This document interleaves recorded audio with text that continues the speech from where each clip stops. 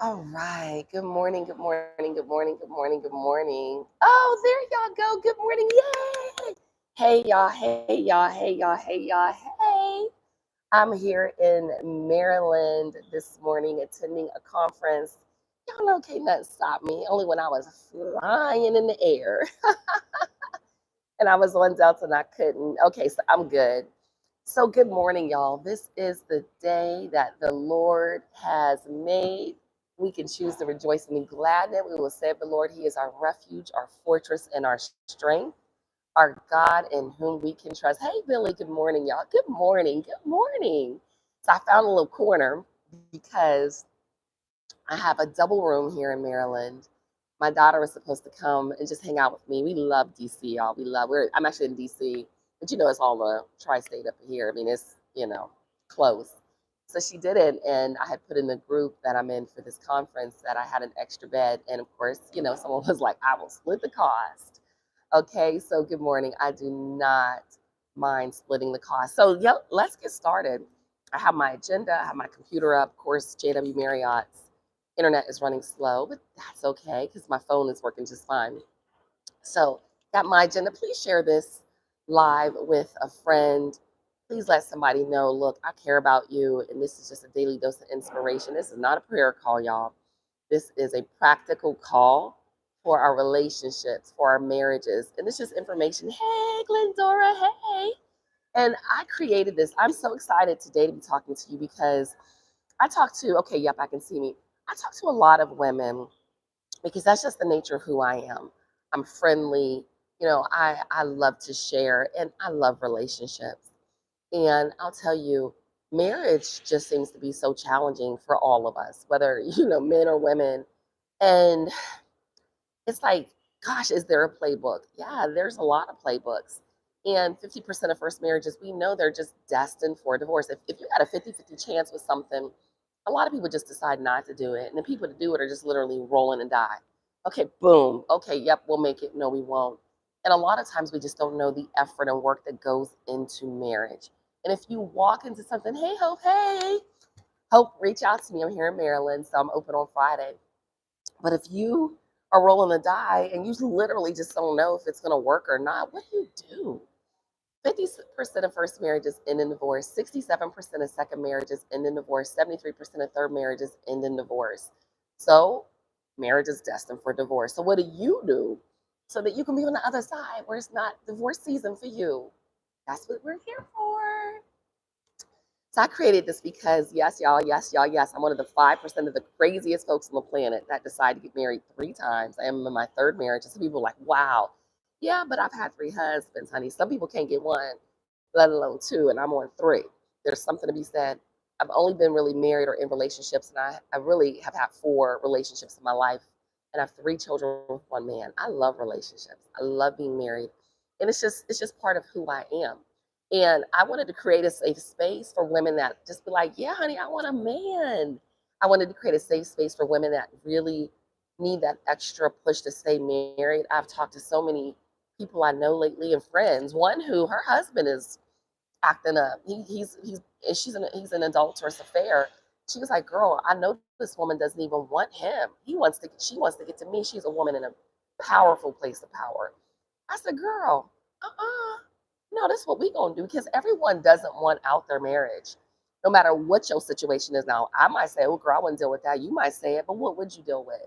Because behind closed doors, people are dealing with a lot of stuff. Sometimes it is cheating. Sometimes it is, abuse or addictions. I don't know. Now, if he put his hands on you, girl, you better call. I got a gun. Okay. I'm just saying, like, don't be putting up with that foolishness. But there are some situations where you're just like, whoa, I said, girl, come to Pilates with me. Do this, do that. I just believe we need to encourage each other. So we typically will go into a devotion. I'm here. I really wanted to have a conversation about what the flow is, what we're doing. Good morning. Hey, Melinda. Hey, hey, hey, y'all. Because I really wanted to have more of a practical conversation today. But you all know this is the day that the Lord has made. There is power in prayer. Y'all better start reading these books, order the books. The things that I'm saying, whether you in a 1 year marriage, 10 years, 20 years, you're not married at all. There is a side of marriage. Listen to Marriage Today. Subscribe to that on YouTube. That gives you this kind of that daily dose of something that you'll need for inspiration.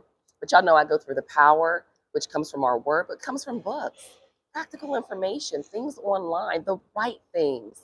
That's why I say black pill, blue pill, red pill, purple pill. I sit by men. I'm at a conference, y'all. You talk about men? What? Baby. And these are, if you like black men, some of the most powerful men in the world. Okay, they hang out where I hang out. So if you're single, you need to be hanging out where I hang out.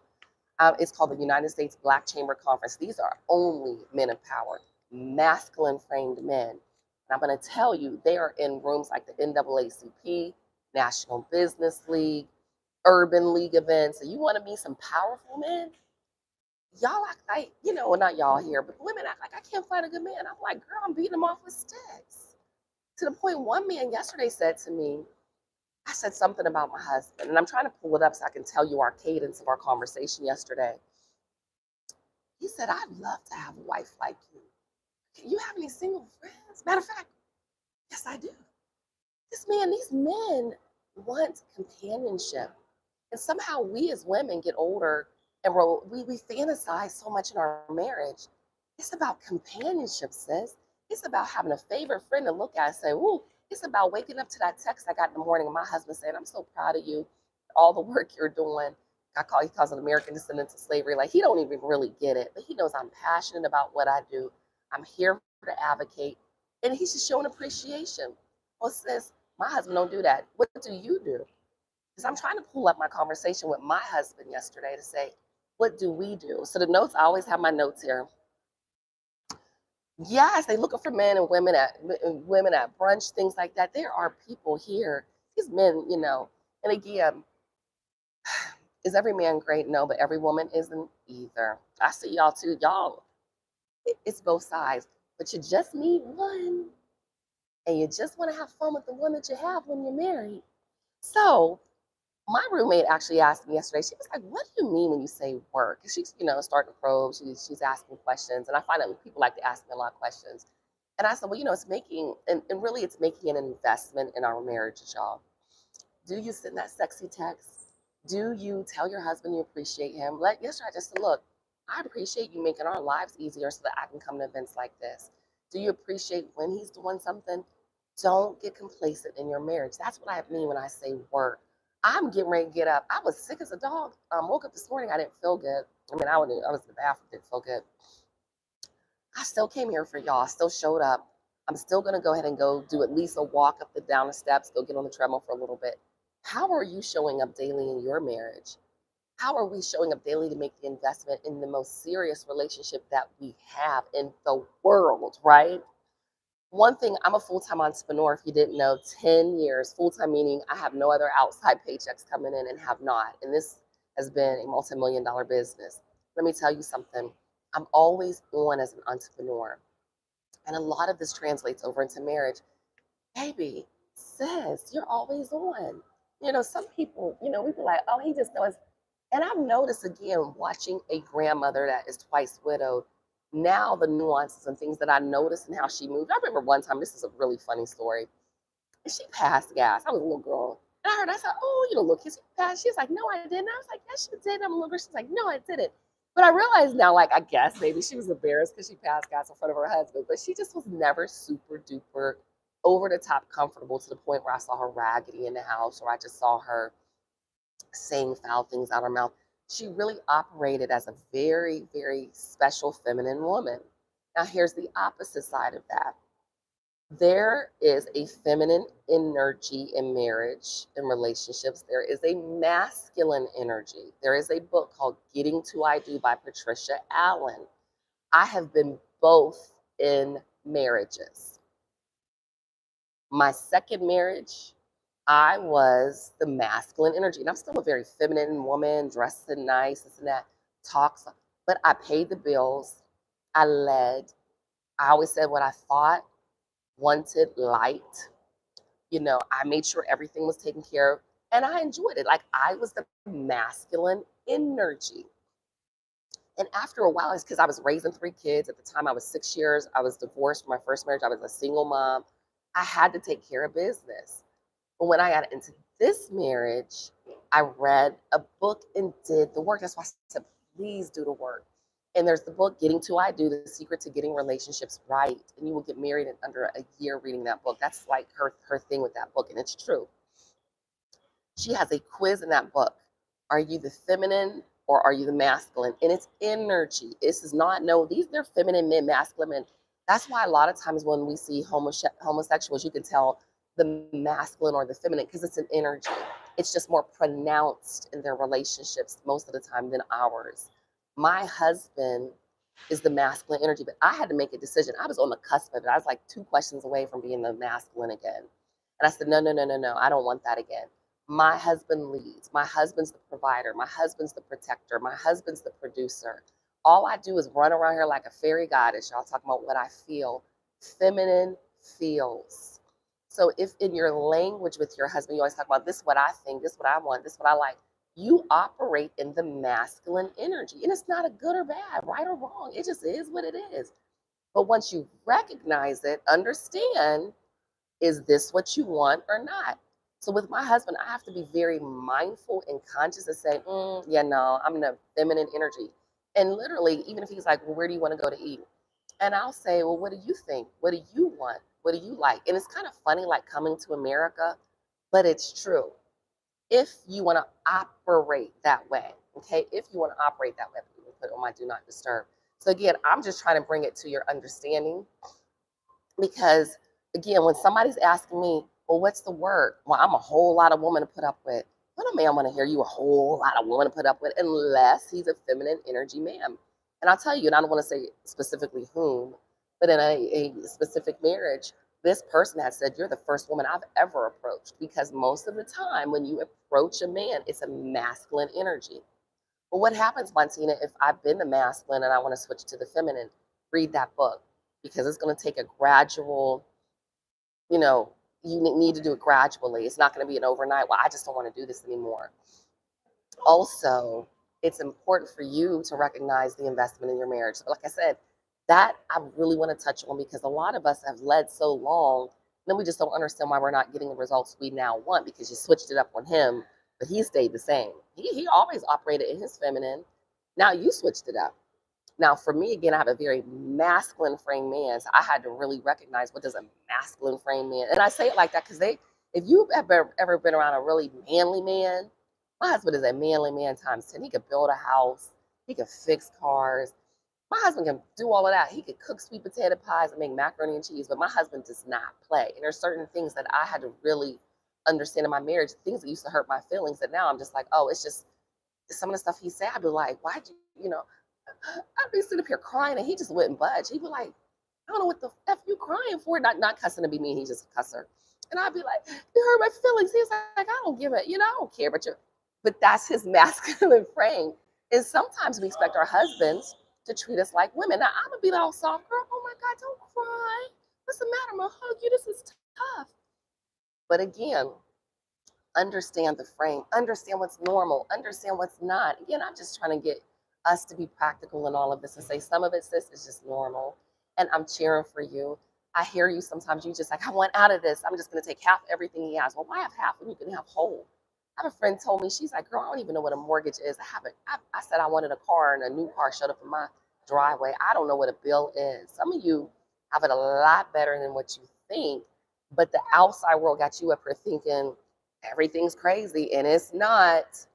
Choose your heart where you want to go, because somebody, wants your husband. There are women in his face. I don't understand why they always in his face, because they see you.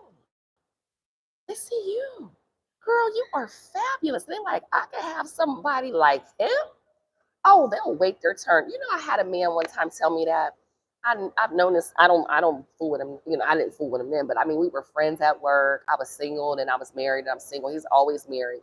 But we go to lunch here and there, developed a good working relationship. Then he, maybe linked in here and there and text me here and there. Over the years, I realized this man, one day he called and confessed his love for me, telling me he was going to leave his wife. I was like, oh my God, I'm not, this isn't that type of show. Okay? So just like women await, men do the same thing. And what I'm trying to do here for us is make sure you see both sides. Because we only look at our husbands and the women in his face, but honey, baby, there's men in your face too, because I know that when women show up and do the work, this is a show up, do the work space. You don't show up here because you just like Montina. You show up here because you're already doing some of the work. And when you do the work, girl, you are so attractive because you glow up. You show up differently in the world. Okay. So with that said, make sure that you're practicing always in your marriage. I Chicago step. So yesterday while I was here, I was out here stepping right here in this space, okay? Stepping, okay? Do you know people would come by and they're looking at me, and one lady was like, "You practicing for competition?" I'm practicing because I want to be better at my craft. I love it. But what I noticed, I went to class recently with my husband. He actually is going to classes. He's taking step. And one of the attendees, participants, the steppers, was like, "Yeah, I've been coming for 10 years." I was like, 10 years? She's like, "Yeah, you never get this where it's always evolving with your dance." And I was like, wow, what if we showed up that way in our marriage and practiced every single day? Ooh, you're gonna have more nookie nookie time. That's what I call it. All right. So again, I just want you to invest in your marriage, understand your feminine and your masculine. Make sure that you have hobbies. Make sure that you are doing things that bring you joy, because when it brings you joy, it brings him joy too, because it brings joy to your marriage. Show up as your whole, complete, nothing missing, nothing broken self. Sweet, beautiful, sexy, kind. Move in your feminine or your masculine. No judgment here, but you're moving in one of those. You can't move in both. They don't work in tandem. You are one or the other. And whatever one, stand up 10 toes down and be proud of it. Tap in both. And typically, if you are the masculine in your relationship, you can tell your husband what to do and he'll do it. My husband, oh girl, it's funny. Now my husband shows up in different ways, and even baking sweet potato pies, like I say, he washes clothes. I have a friend and she's on here, her husband does those things too. It's normal. I had to, my grandfather cooked all the food, and my grandmother, her second husband, cooked. She didn't have to cook. So again, men show up differently. The other thing is your self-care, self-maintenance. This is my self-maintenance. I'm not at 100% recognize where you're at in your body, so I'm going to just walk around, and I'm still going to enjoy my life and my day, but get up and get moving. Some of y'all need to get this weight off you, because that's part of the challenge in your relationship. But you don't, the challenge isn't him, it's you. You don't feel good about yourself. Get up and get moving. Meet your sister circle, unicorns and rainbows. Even the lady I was talking to, when I felt like the conversation was going, like, sometimes people ask questions and that's just their nature. But if I feel like someone's probing too much, I shift the conversation back to them. I don't want to be super duper deep. Life is going to pitch challenges to you. I know it, sis, but you need to get a therapist. Read your word. I mean, I'm not I'm not a licensed therapist. And if I was, you'd have to pay me to talk to me. Okay, we got to stop really putting heavy things on other people. I'm sorry you have to bear that burden, but you got to take it to God. You have to reach out to resources that can help you. And when you make a friendship heavy, people avoid you. Okay, they do. Put on your whole armor, Ephesians 6:11. Let's get up, y'all. Let's get up, put it on. I got on my whole armor today. And what else? No weapon formed against you shall prosper. Why? Because the joy of the Lord is your strength. You keep your foot on the enemy's neck, and you let him know he can't have your relationships. He can't have your husband. He can't even steal your peace. Girl, when somebody acts up today, just look at them and be emotionally mature. Okay? You pray before you say. Y'all make today amazing. Thank you so much for joining me. I got to get out of here and get moving, get moving, get moving. Have an amazing rest of the day. Bye. And I see y'all here. Bye, bye, bye, bye, bye, bye, bye, bye, bye.